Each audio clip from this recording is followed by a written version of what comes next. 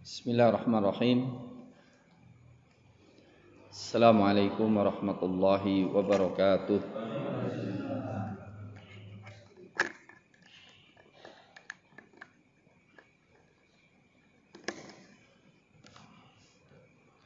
Alhamdulillahirabbil alamin. Nahmaduhu wa nasta'inuhu wa nastaghfiruh wa natubu ilaihi. Nataju ilaihi wa na'udzu bihi min syururi anfusina wa sayyiati a'malina fa innahu may yahdihillahu fawal muhtadi wa may yudlil falan tajida lahu waliy mursyida. Asyhadu an la ilaha illallah wahdahu la syarikalah wa asyhadu anna Muhammadan abduhu wa rasuluh. Allahumma shalli wa sallim wa barik wa an'im ala sayyidina Nabiina Muhammad wa ala alihi wa sahbihi ajmain, amma ba'd. Ma'asyiral muslimin hafizakumullah, kita melanjutkan pembahasan tafsir surat Al-Ahzab ayat 59. A'udzu billahi minasyaitonir rajim. Ya ayyuhan nabi, wahai nabi, qul li azwajika, katakanlah kepada istri-istrimu, wa banatika, dan anak-anak perempuanmu, wa nisa'il mu'minin, dan wanita-wanita mukminat, istri-istri orang-orang beriman, yudnina, menjulurkan, alaihinna, kepada mereka, min jalabibihin, dari jilbab-jilbab mereka, dzalika adna an yu'rafna, dzalika, demikian itu, adna, lebih dekat, an yu'rafna, untuk dikenal mereka, fala yu'dzain, maka kemudian mereka tidak terganggu, tidak diganggu. Wa kana Allahu, dan adalah Allah, ghafurur rahima, maha pengampun, maha penyayang. Ma'asyiral muslimin hafizakumullah, ayat ini merupakan jawaban yang jelas berkaitan dengan masalah hijab, masalah cadar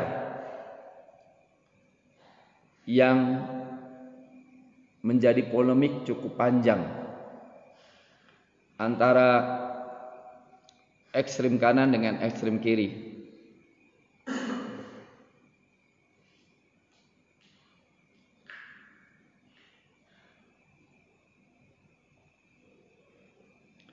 Di sini kita lihat tentang penafsiran para ulama tentang makna jilbab. Allah Subhanahu wa ta'ala dalam ayat ini memerintahkan nabinya, ya ayyuhan nabi, khitabnya kepada nabi. Pembicaraan ditujukan kepada Nabi Muhammad sallallahu alaihi wasallam untuk menyampaikan kepada istri-istri beliau, qul li azwajika, katakanlah kepada istri-istrimu, wa banatika, dan anak-anak perempuanmu, dan seluruh wanita muslimat, wa nisa'il mu'minin, dan wanita-wanita mukminat. Apa perintahnya? Yudnina alaihinna min jalabibihin, hendaknya mereka menjulurkan pada diri mereka dari jilbab-jilbab mereka. Jilbab itu apa sih?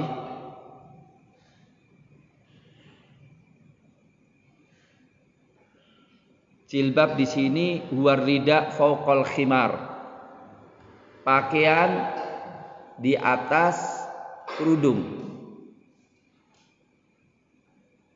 Wa huwa bimanzilatil izaril yaum. Ya seperti kalau izar ini sarung, baju kurung. Al-Jauhari mengatakan al-jilbab al-milhafah, selimut, kayak selimut. Nah, di sini yang dimaksudkan adalah pakaian yang ditutupkan di atas kerudung yang menutup seluruh tubuh. Qala Ibnu Abbas, sebagaimana dalam tafsir Ibnu Katsir, amarallahu nisa'al mu'minin idza kharajna min buyutihinna fi hajatin. Allah Subhanahu wa taala memerintahkan wanita-wanita mukminin, istri-istri kaum mukminin, jika keluar dari rumah mereka untuk suatu keperluan, menutup wajah-wajah mereka dari atas kepala mereka bil jalabib, dengan jilbab-jilbab. Wa yubdina ainan wahidatan, menampakkan mata satu. Yudnina alaihinna min jalabibihin. Muhammad bin Sirin mengatakan, aku bertanya kepada Ubaidah As-Salmani tentang makna jalabibihin, faghatta wajhahu wa ra'sahu. Beliau menutup mukanya dan kepalanya, wa abraza ainahul yusra, dan menampakkan matanya yang kiri.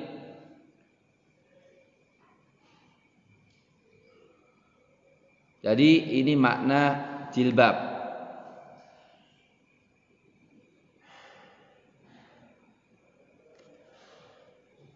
Maka kemudian Ummu Salamah berkata, lamma nazalat hadil ayah,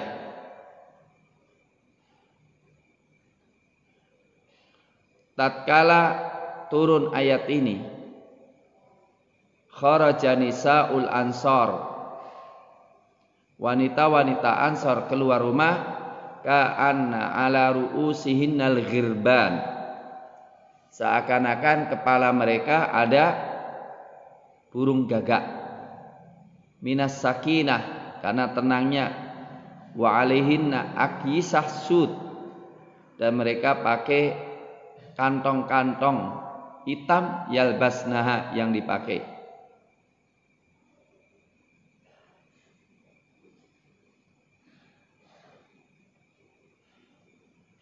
Jadi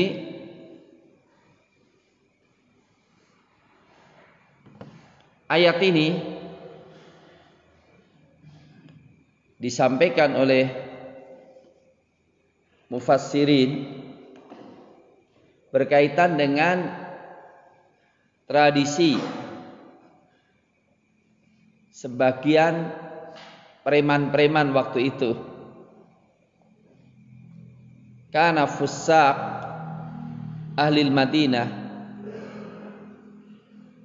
orang-orang yang durjana, orang-orang yang fasik dari penduduk kota Madinah, keluar malam hari ketika gelap gulita di jalan-jalan Madinah. Kemudian mereka mengganggu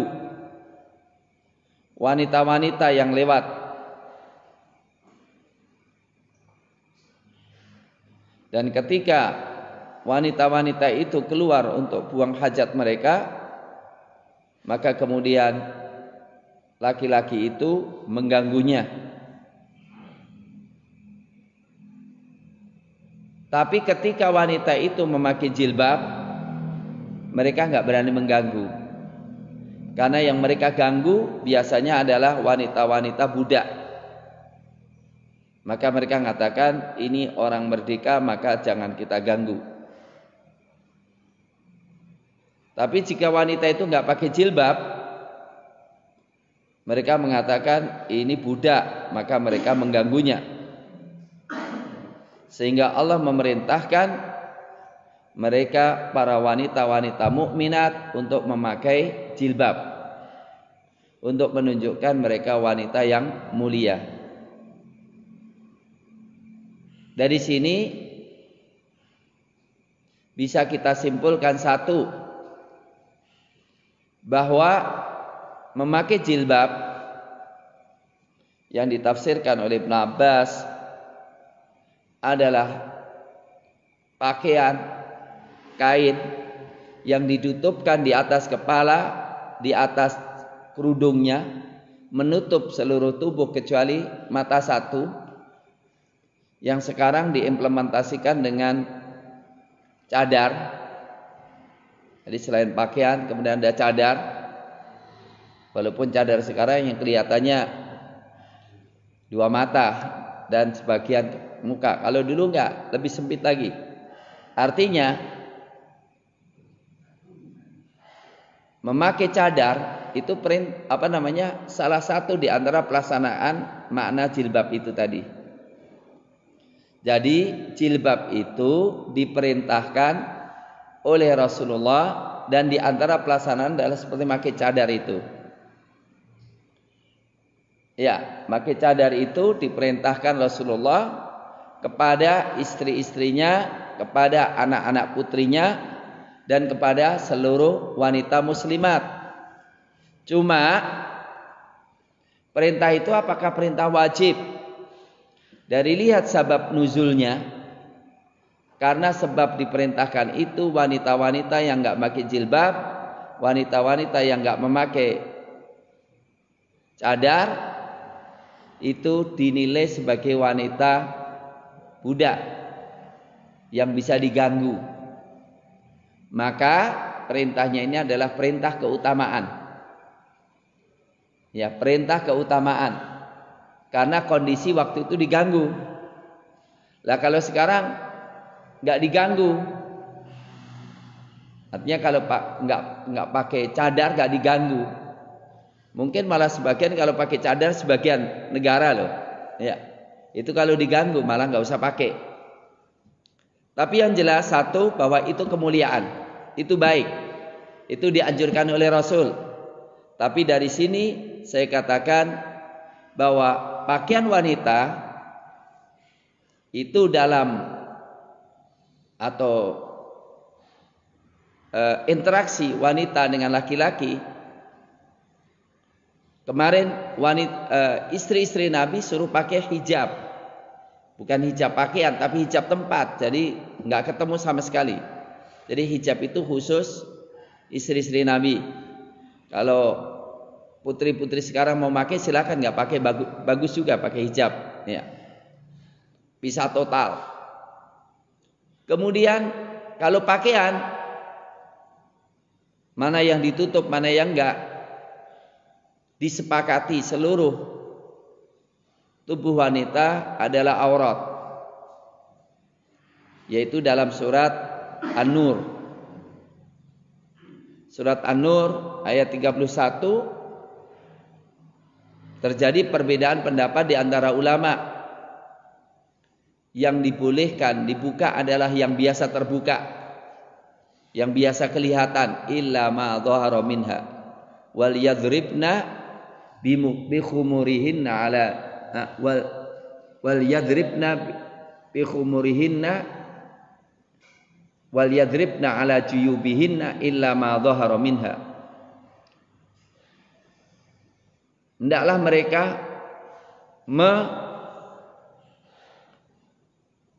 menutupkan kerudung mereka, menutup aurat mereka, ya, wal yadribna bi khumurihinna ala juyubihinna wala yubdina zinatahunna illa ma dhahara minha.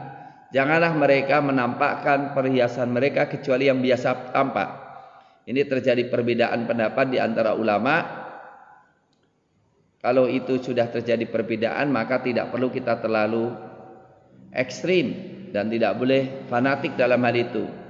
Yang jelas ada yang mengatakan yang biasa tampak itu pakaian luar, maka seluruh tubuh wanita aurat termasuk muka dan telapak tangan. Ada yang mengatakan illa ma dhahara minha, itu adalah muka dan telapak tangan, maka menutup seluruh tubuh kecuali muka dan telapak tangan. Artinya, dan itu diriwayatkan dari ibunda Aisyah radhiyallahu taala anha. Dari sinilah saya katakan, kalau wanita memakai kerudung, memakai jilbab, kemudian kelihatan muka dan telapak tangan, tetapi menutup selain itu, insya Allah memenuhi kriteria dalam surat An-Nur. Nah, kalau begitu, kalau itu dalam surat Nur pemahaman itu, maka kalau dalam jilbab yang dimaksudkan seluruh pakaian yang menutup seluruh tubuh kecuali mata satu, ini adalah perintah keutamaan. Jadi saya katakan salah orang yang mengatakan cadar, karena cadar ada zaman Rasul. Cuma cadar itu dilarang ketika waktu hajian. Berarti di luar itu pakai cadaran, muntakibat. Artinya apa? Cadar itu tidak bisa dikatakan itu bukan perintah Islam. Tidak bisa dikatakan itu tradisi Arab, karena Arab malah nggak pakai cadar. Ya. Tetapi itu adalah perintah Rasul. Cuma kita tidak mengatakan itu suatu yang wajib, tapi suatu keutamaan. Kalau menggunakan dan baik, bagus sekali. Iya. Walaupun tadi sebab nuzulnya karena apa? Orang-orang yang tidak memakai jilbab atau cadar tadi diganggu oleh orang-orang yang nakal, ya. Dan memakai itu menyebabkan mereka tidak diganggu. Itulah makna, dan itu bukan rekayasa, tapi ayat menunjukkan tentang itu. Dzalika adna ayyurafna. Kalau orang memakai kerudung dan memakai cadar pada waktu itu, adna ayyurafna, mereka lebih mudah untuk dikenal. Dikenal apa? Dikenal sebagai wanita yang mulia. Jadi ada kata wanita yang mulia. Yang jelas apa? Orang yang memakai cadar. Cadar bagian makna ayat ini, ya. Orang yang memakai cadar, memakai jilbab yang besar, menutup seluruh tubuh, adalah melaksanakan perintah Rasul. Maka jangan sampai kita tentang hal ini, ya.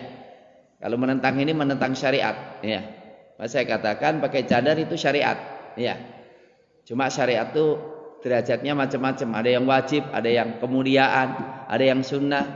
Ini adalah perintah Rasul. Cuma saya katakan perintah ini tidak menunjukkan wajib secara qat'i. Karena apa? Dalam rangka dzalika adna ayyurafna.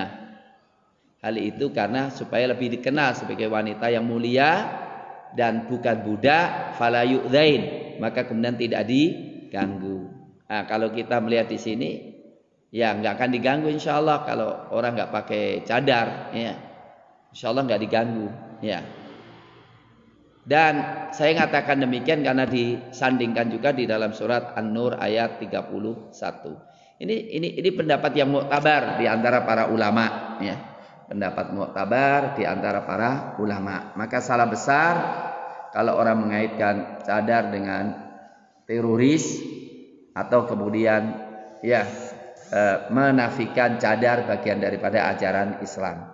Saya katakan cadar adalah ajaran Islam yang diambil dalam surat Al-Ahzab 59, walaupun ya hukumnya bisa dianggap sebagai perintah kemuliaan, perintah sunnah, perintah keistimewaan. Bagus, cuma nggak kita wajibkan.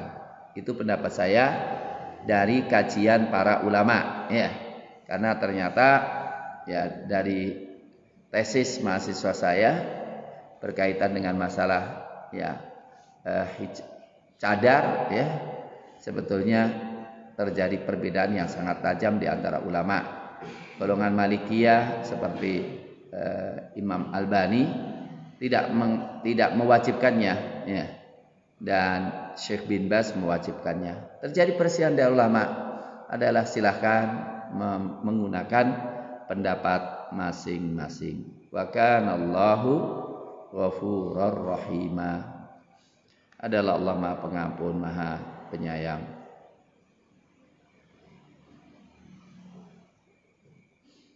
Kemudian setelah itu Allah Subhanahu wa taala mengancam orang-orang yang membuat onar, mengancam orang-orang yang bikin onar ya di kota Madinah dengan firman-Nya, la illam yantahil munafiqun, la illam sungguh jika tidak yantahi berhenti al munafiqun orang-orang munafik, walladzina fi qulubihim marad dan orang-orang yang ada di dalam hati mereka ada penyakit, wal murjifuna fil Madinah dan orang-orang yang bikin onar di kota Madinah, teroris. Teroris itu bahasa Arabnya bukan irhab tapi murjif, irjaf. Dan orang-orang yang bikin onar di kota Madinah, lanughriyannaka bihim. Lanughriyannaka bihim, niscaya aku akan motivasi Anda, dorong Anda bihim untuk menghukum mereka. Tsumma la yujawirunaka, kemudian mereka tidak akan bersandingan denganmu fiha di kota Madinah illa qalila, kecuali sebentar. Mal'unina aynama thuqifu, mereka dilaknat aynama thuqifu, di mana saja mereka ditangkap. Ukhidhu, mereka ditangkap. Wa quttilu, dan mereka dibunuh. Taqtila, sebenar-benar pembunuhan, sebenar-benar dibunuh. Sunnatallah, itu sunnah Allah. Fil ladina, pada orang-orang yang khalau, telah lewat min qabl, sebelumnya. Walan tajida, dan engkau tidak akan mendapatkan li sunnatillah, untuk sunat Allah, tabdila, pergantian.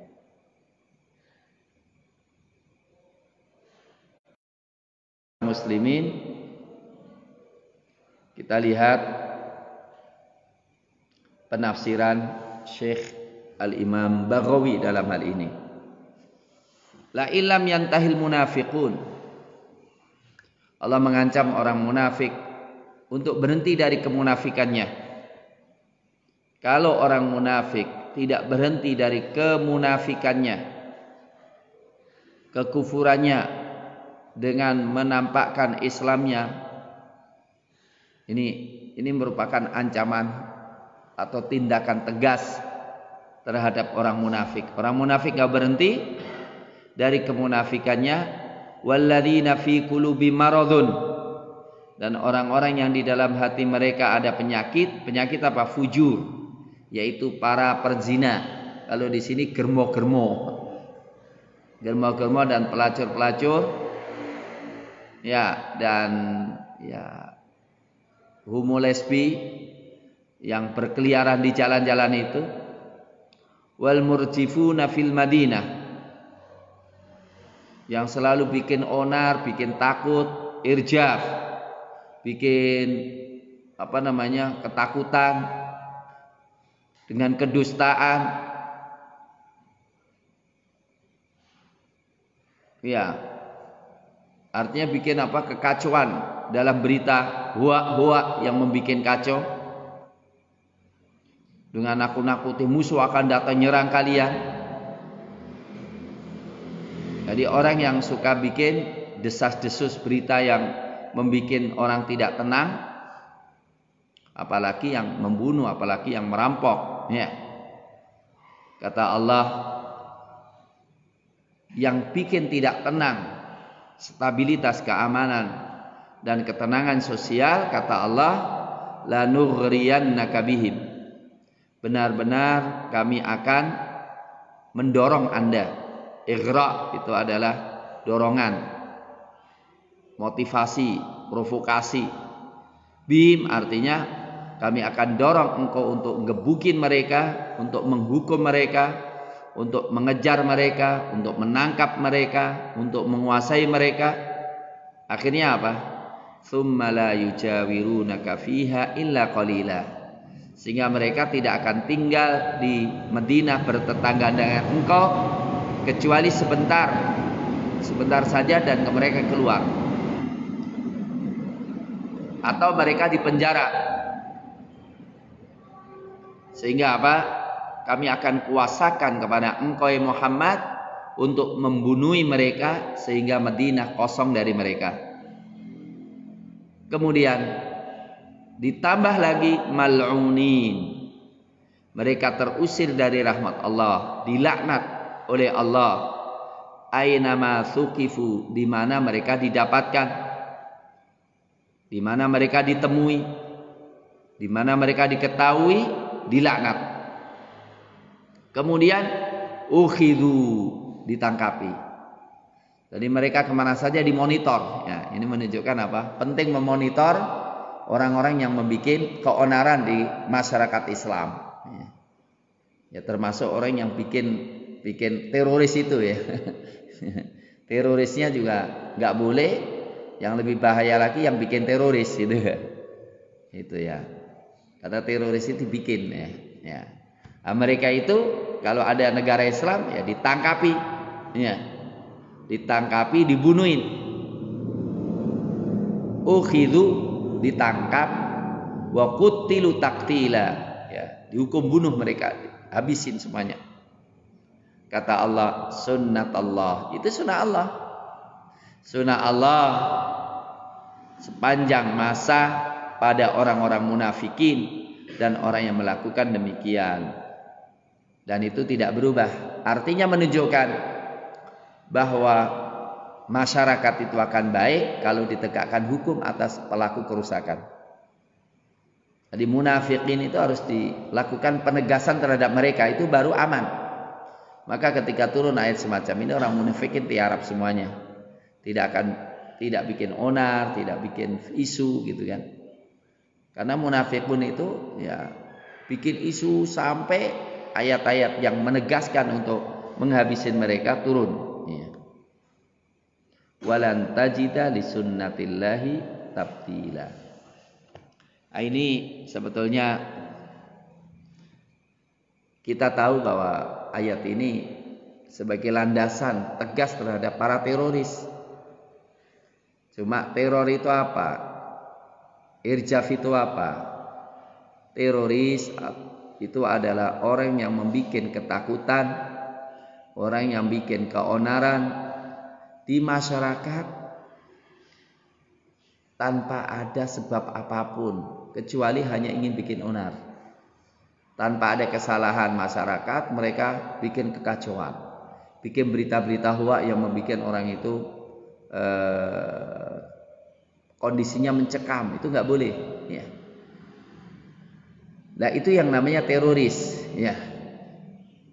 Bukan orang yang dituduh teroris ya. Ini repotnya kemudian orang nggak berbuat teroris dituduh apa? Teroris. Itu yang jadi masalah. Kita sepakat bahwa teroris dilarang dalam Islam. Ya, teror, bikin teror itu dilarang dalam Islam. Tapi i'dad, latihan untuk menguatkan diri dalam rangka membela diri itu bukan teroris. Ya. Jihad itu bukan teroris. Ya. Jihad itu bukan teror, i'dad itu bukan teror. Ya. Yang teror adalah ketika kita bikin onar, kita bikin kerusakan, kita bikin menciptakan rasa takut di kalangan masyarakat yang tidak berdosa. Ya. Inilah ma'asyiral muslimin hafizakumullah. Maka orang-orang yang merampok kemudian membunuh, ya, maka hukumannya berat. Ya. Hukumannya disalib, dipotong kaki tangannya bersilang, dan selanjutnya. Kemudian Allah Subhanahu wa taala berpindah untuk mengajak kita berkaitan dengan hari kiamat. Yas'alukan nasu 'anis sa'ah. Mereka bertanya kepada engkau tentang kiamat. Qul, katakanlah, innama ilmuha indallah. Tiada lain ilmu kiamat itu di sisi Allah. Wa ma yudrika, dan apa yang memberitahu kepada engkau, la'allas sa'ata takunu qariba. Barangkali kiamat itu takunu adalah qariba, dekat. Ma'asyiral muslimin hafizakumullah. Ini maksudnya adalah orang-orang yang apa? Meragukan kiamat. Menanyakan untuk menunjukkan keraguannya. Kapan kiamat? Buktinya juga masih nggak ada tanda-tanda apapun, ya. Kiamat gak akan terjadi, ya, dengan mengatakan Belanda masih jauh. Ya. Nah, kemudian repotnya kadang-kadang nuntut bukti. Buktinya apa?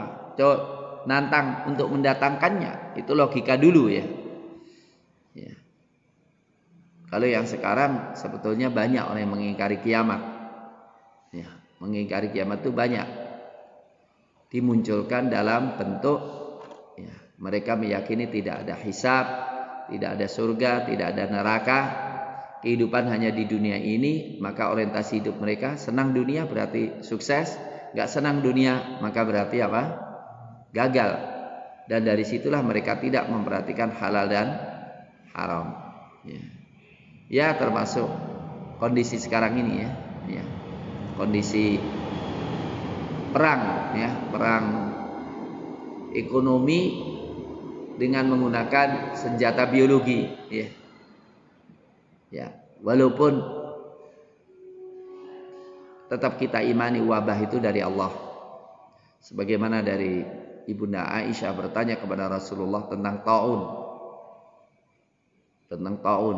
Rasulullah menjawab, taun itu Allah kirimkan sebagai azab bagi orang-orang kafir dan rahmat bagi orang-orang beriman. Ya. Kalau terjadi taun atau terjadi wabah semacam ini, ada orang yang sabar, ya, untuk tidak menyebarkan, ya, taun itu di tengah masyarakat. Kemudian apa? Sabar, mengharap rahmat Allah dan yakin bahwa kalau Allah tidak mentakdirkan tidak kena di rumahnya, ibadah di rumahnya dengan baik, maka kalau meninggal dia mati syahid. Allah Subhanahu memberikan apa? Pahala mati syahid. Walaupun belum mati tapi sudah mendapatkan pahala mati syahid. Sahih Bukhari, ya. Jadi insyaallah, ya, baik.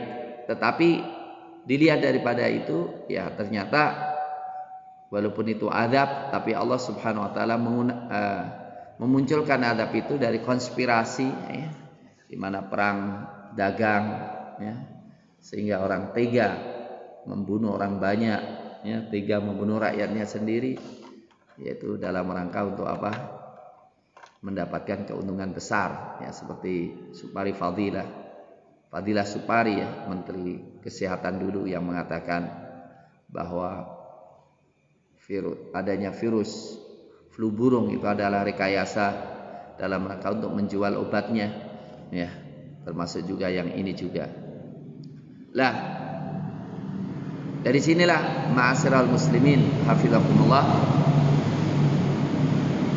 kita harus menjadikan kejadian-kejadian ini sebagai penguat iman kita.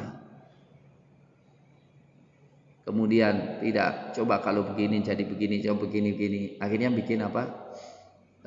Penyesalan, ya. Saudara-saudara kita yang telah insya Allah diberikan syahid, ya, Dokter-dokter itu sudah 6 atau 7 malah ya. Dan dari mereka masih sangat muda ya. Ya pasti nggak bisa ada yang disalahkan siapapun, dan mereka berjuang untuk menyelamatkan masyarakat dari penyakit. Kemudian Allah Subhanahu wa taala telah mentakdirkan di Lauhil Mahfuznya bahwa mereka harus wafat dan syahid dalam perjuangan sosial ini. Maka kita yakin bahwa semuanya itu sudah ditakdirkan oleh Allah. Siapa di antara kita yang dipanggil oleh Allah melalui mati biasa dan siapa yang dipanggil oleh Allah Subhanahu wa taala melalui apa? Melalui penyakit ini, tapi semuanya tidak akan lepas daripada qada dan qadar Allah. Nah, dalam kaitannya dengan ramenya dan semakin banyaknya ya, karena itu kalau sebetulnya yang disampaikan kepada saya dekan Fakultas Kedokteran UNS mengatakan sebetulnya kalau kita kuat, fisik kita kuat dan orang beriman kuat, kemudian ada virus semacam ini, maka antibodi kita yang insya Allah yang bisa menyerangnya ya, dan melawannya, sehingga Allah Subhanahu menyembuhkan melalui antibodi dalam tubuh kita ini ya. Itu sebetulnya, cuma memang penyebarannya cepat. Yang repotnya kadang-kadang karena kecapean, karena kondisi lemah, maka kemudian apa? Terkena. Untuk itu saya melihat setelah ini yang penting apa, ngaji tetap jalan. Insya Allah akan saya lanjutkan kajian-kajian melalui online ya. Maka silahkan nanti untuk sampai pada reda, dan akan kita umumkan lagi ya kelanjutan daripada kajian kita pertemuannya.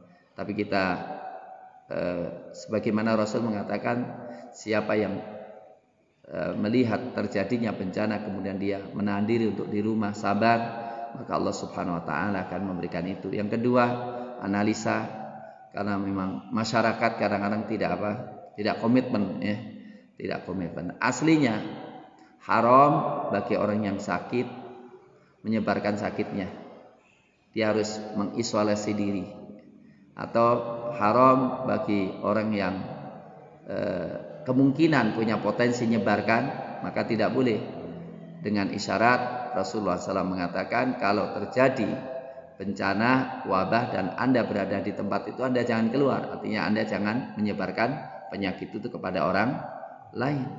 Dan orang yang sehat jangan didekatkan dengan orang yang sakit ya. Jadi kata wala yang murubi musehin ala mumarid ya. Jadi yang sakit jangan didekatkan pada orang yang sakit. Firru minal majdzum kafirarika minal asad. Larilah dari orang yang punya penyakit kusta seperti Anda lari dari singa. Jadi secara syariah jelas jangan mendekati orang yang sakit ya. Kemudian orang yang sakit jangan mendekati orang yang sehat. Termasuk masjid itu sebetulnya tempatnya orang yang sehat-sehat semuanya ya. Tapi kadang-kadang karena tidak tahu ya, ketularan, apalagi dikatakan banyak orang yang sehat tapi sebetulnya punya bibit itu karena dia nggak tahu. Untuk itu ya ngaji tetap harus jalan, dan saya juga tetap mengisi perkuliahan di kampus melalui Zoom, melalui FB ya. Walaupun nggak tahu apakah mereka mengikuti atau tidak gitu ya. Tapi yang jelas ternyata semacam ini juga kadang-kadang membuat kreativitas ya. Kreativitasnya apa? Tidak terpancang dengan satu sarana ya. Ya maka di pondok saya katakan jalan, udahlah pakai Zoom aja semuanya. Tahfidznya pakai Zoom, ternyata bisa jalan juga ya. Bahkan di Putab anak SD juga sudah pakai Zoom sekarang itu ya. Tadi pagi saya dapat laporan, alhamdulillah ada halaqah pakai Zoom, setoran pakai Zoom ya. Bahkan bisa sampai seluruh dunia ya. Maka kemudian nanti ujian juga ini doakan aja Pak Fikri ya, Pak Fikri dari PKS malam ini bertemu dengan Menteri Pendidikan untuk mendiskusikan dan mengusulkan supaya ujian negara kali ini ditiadakan saja ya, diganti dengan ujian yang dilakukan oleh setiap lembaga pendidikan masing-masing. Demikian ma'asyiral muslimin, mudah-mudahan bermanfaat. apa yang kita kaji pada malam hari ini untuk dapat diambil pelajaran. Allahumma arinal haqqa haqqa warzuqna tibaa wa arina batila batila warzuqna sinabah. Rabbana idfa' 'annal balaa'a. Allahumma irfa' 'annal balaa'a. Allahumma irfa' 'annal mihan ma dhahara minha wa ma batan. Allahumma irfa' 'annal balaa'a. Allahumma ihfazna wa najjina min sayyi'il asqam. Allahumma najjina min sayyi'il asqam. Allahumma najjina min sayyi'il asqam warzuqna sabra wal istiqamata ya rabbal alamin. Rabbana atina fid dunya hasanah wa fil akhirati hasanah wa qina adzabannar. Wa sallallahu ala nabiyyina Muhammadin wa ala alihi wa sahbihi wasallam. Subhana rabbika rabbil izzati amma yasifun wa mursalin walhamdulillahi rabbil alamin. Assalamualaikum warahmatullahi wabarakatuh.